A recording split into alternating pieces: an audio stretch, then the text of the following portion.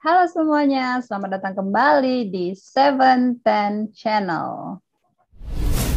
Welcome back to 710 Channel.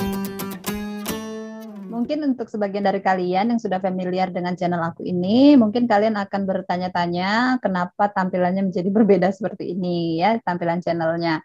Sebenarnya bukan nggak terlalu berbeda sih dengan yang sebelum-sebelumnya ya. Namun di sini saya ingin memberikan sebuah video yang lebih bermanfaat lagi untuk para viewerku, untuk para penonton setia 710 channel ini.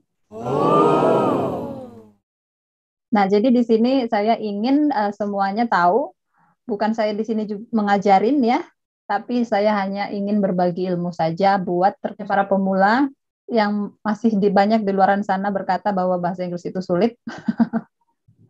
Ya, jadi kita sama-sama belajar. Di sini juga saya belajar sekaligus refresh, ya kan, pengetahuan saya dalam waktu waktu saya kuliah dulu, karena nggak semuanya terpakai nih.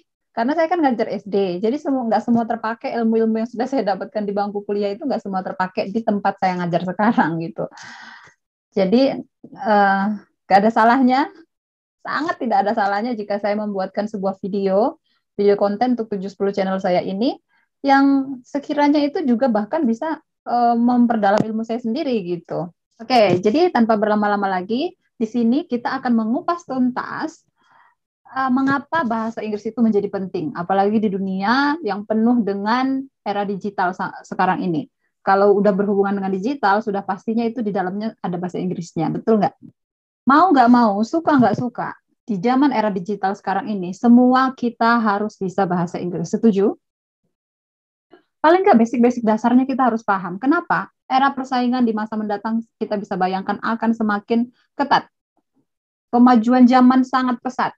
Jadi setidaknya di sini saya mau mengencourage atau mau menyemangati semua teman-teman viewerku di sini untuk ayo kita sama-sama belajar bahasa Inggris. Kalian pemula, saya juga di sini pemula. Karena seperti yang saya katakan, saya memang berasal dari background bahasa Inggris, tetapi nggak sepenuhnya saya mengajari bahasa Inggris di sekolah. Justru saya ngajarin SD.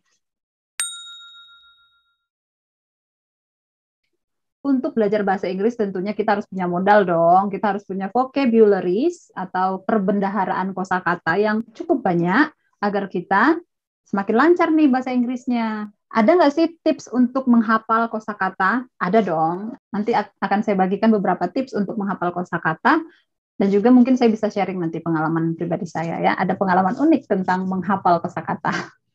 Nah, jadi di sini tips yang mau aku bagikan pertama kali buat kalian semua adalah menghafal kosakata minimal 5 kosakata dalam satu hari. Gimana cara menghafalnya? Cara menghafalnya gampang aja. Yang pertama yang bisa kita lakukan adalah sering mendengarkan lagu berbahasa Inggris. Mulai dari lagu-lagu yang simple aja. Kalau kalian nggak bisa langsung ke lagu misalnya Westlife, Guns N' Roses, Bon Jovi, jangan langsung pikirin lagu bahasa Inggris yang dibawakan oleh musisi-musisi yang nyanyinya cepet-cepet. Kalian ambil lagu-lagu yang biasa kalian dengarkan itu, terus kalian selidiki nih dari lirik-lirik yang ada di lagu itu, yang mana yang kalian belum tahu artinya. Nah, kalau kalian sudah melis, ya, dilistkan kata-kata yang sulit kalian ketahui artinya itu, nah kalian buka kamus deh. Lalu nanti akan kalian ingat-ingat lagi kata-kata yang sudah kalian dapatkan tadi itu, kalian ingat-ingat lagi di hari besoknya. Gitu. Jadi besoknya belajar kosakata baru, dihapalinnya untuk besoknya lagi. Jadi gitu selanjutnya dan selanjutnya. Itu sih hampir sama dengan pengalamanku dulu ya. Tapi ada hal yang unik nih. Jadi aku tuh suka banget dengerin lagu bahasa Inggris dan terkhususnya aku pakai headset biasanya kalau belajar bahasa Inggris itu agar benar-benar diserap dengan baik pelafalannya atau pronunciation-nya gitu. Nah, tips yang kedua untuk menguasai perbendaharaan kosakata kita adalah dengan membaca artikel dalam bahasa Inggris ya. Artikel-artikel yang simpel-simpel aja, misalnya nggak juga artikel nggak apa-apa, misalnya buku cerita anak deh, ya kan, yang berbentuk teks, pokoknya artikel atau berbentuk teks lain, buku cerita anak. Biasanya kan di situ ada kata-kata yang simpel-simpel aja. Tapi kalau memang ada yang belum diketahui artinya, boleh langsung dibuka ke kamus gitu.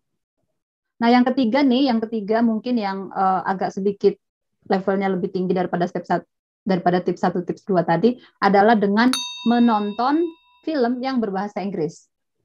Tentu nggak mudah, segala sesuatu dimulai dengan yang basicnya aja dulu. Film-film anak aja yang berbahasa Inggris. Nah, film-film yang berbahasa Inggris itu kalian coba resapi kata-kata yang mereka sebutkan di dalamnya. Video-video singkat aja, nggak mesti harus yang video 1 jam, 2 jam gitu ya. Video-video singkat, video anak, video motivasi dalam bahasa Inggris, atau video apapun itu yang berbahasa Inggris yang singkat-singkat aja, yang sekiranya bisa menambah wawasan kosakata kalian, paling enggak kalian bisa tahu cara mengucapkannya. Karena kalau di dalam video itu kan orangnya langsung mengucapkan tuh dengan accent-nya tersendiri, dengan logatnya tersendiri. Nah, nanti lama-kelamaan kalian akan terbiasa mendengarkan kata-kata tersebut. Nah, yang keempat dan yang paling penting adalah kalian harus berani praktek, ya. Jadi kalian nggak boleh malu, harus berani praktek. Praktekkan dengan teman sesama kalian. Kalian mungkin bikin grup, ya kan, grup belajar bersama. Kalian saling membalas percakapan atau saling membalas kosakata gitu. Kemampuan dalam berbicara dan menulis dalam bahasa Inggris memang sangat diperlukan. Namun penerapan dalam menulis perlu dilatih. Menulis, mulailah latihan menulis yang sederhana-sederhana saja. Seperti membuat percakapan sehari-hari di rumah atau di sekolah. Si A bertanya apa, si B menjawab. Kalian tanya sendiri, jawab sendiri. Dibiasakan seperti itu, nanti lama-kelamaan pasti bisa. Ajak teman yang mau belajar bersama dengan kalian. Jangan ajak teman yang mencemooh kalian, karena itu hanya akan menjatuhkan mental kalian. Kalaupun kalian mendengar orang-orang yang menertawakan kalian dalam belajar bahasa Inggris, biarin aja. Jadi harus tetap semangat. Nah, lalu bagian yang berikutnya ini adalah tentang grammar. Pentingkah grammar itu? Well, actually for me, grammar is important, but it's not really that necessary. Sebenarnya itu bagus, itu penting ya, tapi jangan terlalu dibikin beban, don't take it too serious gitu loh. Grammar adalah sesuatu yang penting dalam penyusunan suatu kalimat pada bahasa Inggris. Tapi grammar biasanya tertuju pada hal-hal yang formal aja. Untuk percakapan sehari-hari jangan terlalu kaku dengan grammar.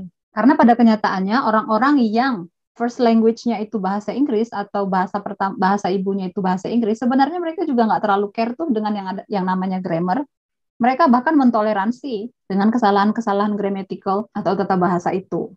Namun, maksud dari perkataan yang kita ucapkan itu harus jelas. Grammar itu penting, namun jangan sampai mengalahkan kepercayaan diri kita untuk mengekspresikan bahasa Inggris. Sebuah penelitian menunjukkan bahwa pengulangan yang dilakukan secara terus-menerus dalam tempo yang lebih lambat akan menghasilkan prestasi belajar yang lebih baik. Dan di sini mungkin jika viewer saya ini ada yang seorang guru, mungkin penting bagi seorang guru untuk mengulang pembelajaran atau materi itu berulang-ulang kepada anak-anak, agar dapat menciptakan sebuah memori jangka panjang untuk anak didik tersebut. Kemudian siswa mampu mempelajari bahasa Inggris dengan baik dan tentu saja efektif.